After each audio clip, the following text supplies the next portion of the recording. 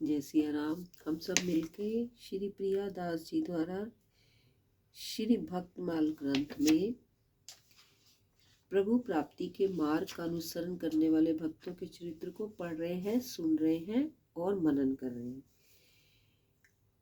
अब कल हमने श्री अलर्क जी के बारे में पढ़ा। आज हम भगवान की माया को जीत लेने वाले जो भक्त हैं उनके बारे में अब हम पढ़ेंगे। जो भक्त भगवान की अपार माया से तर गए हैं, उनके जाल में नहीं फंसे, उनके श्री चरणों की बहुत सी रज सादर मेरे सिर पर और सदा रहे। रिभु जी, ईश्वाकु जी, ऐल जी, गादी जी, रघु जी, राय जी, गया जी, शत धनवा जी, अमूर्त जी, रंती देव जी, उन्तक जी, भूरी श्रवा जी, देवल जी, व्यवस्थ मनु जी, नहुष जी, ययाति जी, दिलीप जी, पुरु जी, यदु जी, गुहु जी, मंधाता जी, पिपला जी, निमि जी, भारद्वाज जी, दक्ष जी, शरभंग जी, संजय जी, शमीक जी, उत्तनपाद और याज्ञवल्क जी इनके सुयश संसार से भरे हुए हैं। ये भगवान भागवत प्राप्ति के प्रताप से माया को जीतने वाले हैं। इस तरह से ये शब्द भगवान की माया को जीत लेने वाले भक्त हैं। सबसे पहले आते हैं हमारे महर्षि रिभु जी। महर्षि रिभु ब्रह्मा के मानस पुत्रों में से हैं। ये स्वभाव से ब्रह्म तत्व और निर्वृत्ति परायण भक्त हैं, तथापि सद्गुरु मर्यादा की रक्षा के लिए इन्होंने श्रद्धा भक्ति से युक्त होकर अपने बड़े भाई सनतजुत की शरण ली। उनसे संप्रदायगत मंत्र, योग और ज्ञान प्राप्त करके ये हमेशा सहज स्थिति में रहने लगे। मल विक्षेप और आवरण से रहित होकर जहाँ कहीं भी पड़े रहते। शरीर के अतिरिक्त इनकी कोई कुटी नहीं थी। यों ही विचरते हुए महर्षि रिभु एक दिन पुलस्त्य ऋषि के आश्रम में बह गए। वहां पुलस्त्य जी का पुत्र निदान वेदान अध्ययन कर रहा था। निदान ने आगे जाकर नमस्कार किया। उसके अधिकार को देखकर महर्षि रिभु को बड़ी दया आई। उन्होंने कहा, इस जीवन का वास्तविक लाभ आत्मज्ञान प्राप्त करना है। यदि वेदों का संपूर्णतः रट ला जाए और वस्तु तत्व का ज्ञान ना हो तो किस काम का। निदान, तुम आत्मज्ञान का संपादन करो। महर्षि रिभु की बात सुनकर उनकी जिज्ञासा जागी। उसने इन्हीं की शरण ली। अपने पिता का आश्रम छोड़कर वह उनके साथ भ्रमण करने लगा। उनकी सेवा में तन्मयता और त्याग देखकर महर्षि ने उसे तत्व ज्ञान का उपदेश दिया। गुरुदेव की आज्ञा पाकर निदान अपने पिता के पास आया। उन्होंने उसका विवाह कर दिया।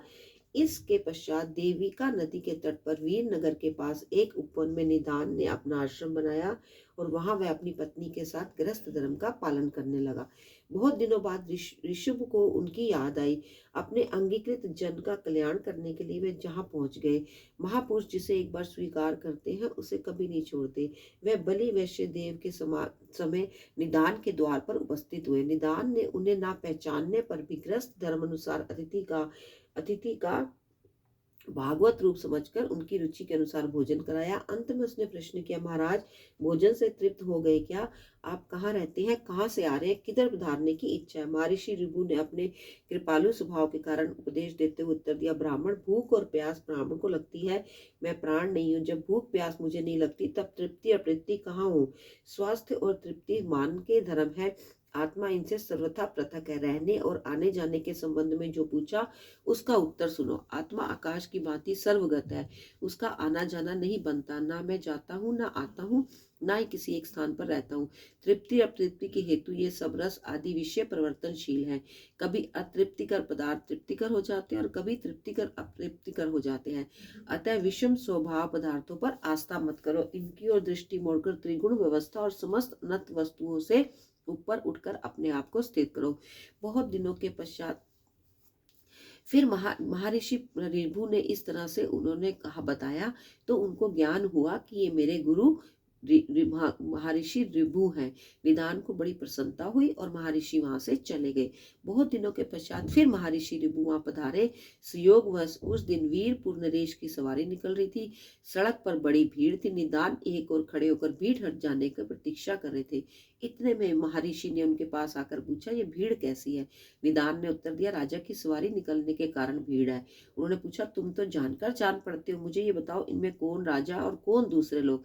निदान ने कहा, जो इस पर्वत के समान ऊंचे हाथी पर सवार है वह राजा है, उसके अतिरिक्त दूसरे लोग हैं। रिभु ने पूछा, महाराज, मुझे हाथी और राजा का ऐसा लक्षण बताओ कि मैं समझ सकूं कि ऊपर क्या है और नीचे क्या है।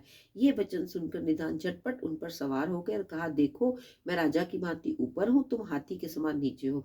अब समझ जाओ राजा और हाथी कौन है। महर्षि ऋभु ने बड़ी शांति से कहा, यदि तुम राजा और मैं हाथी की भांति स्थित हूँ तो बताओ तुम कौन और मैं कौन। यह बात सुनते ही निधान उनके चरणों पर गिर पड़े और हाथ जोड़कर कहने लगे, प्रभु, आप अवश्य ही मेरे गुरुदेव ऋभु हैं। आपके समान आदित्य संस्कार संस्कृति चित और किसी का नहीं है। आप अवश्य मेरे गुरुदेव हैं। मैंने अनजाने में बड़ा अपराध किया है। संत स्वभाव क्षमाशील होते हैं, आप कृपा करके मुझे क्षमा कीजिए। कौन किसका अपराध करता है? यदि एक वृक्ष की दो शाखाएं परस्पर रगड़ खाएं तो उनमें किसी का अपराध है। मैंने तुम्हें पहले व्यतिरेक मार्ग से आत्मा को उपदेश दिया था, उसे तुम भूल गए। अब अनन्य मार्ग किया है, इस प्रकार परिनिष्ठित हो जाओ। यदि तुम दोनों मार्गों पर विचार करोगे तो संसार में रहकर भी तुम इनमें अलिप्त रहोगे। निदान ने उनकी बड़ी स्तुति की, वे स्वच्छंदता चले गए। ऋभु की इस क्षमाशीलता को सुनकर सनकादि गुरुओं को बड़ा आश्चर्य हुआ। उन्होंने ब्रह्मा के सामने उनकी महिमा गाई, उनका नाम क्षमा का एक अक्षर लेकर ऋषुभ रख दिया। तब से सांप्रदायिक लोग इन्हें ऋषुभ नंद के नाम से स्मरण करते हैं। उनकी कृपा से निदान आत्मनिष्ठ हो गए। जय सिया राम, जय सिया राम, जय सिया राम।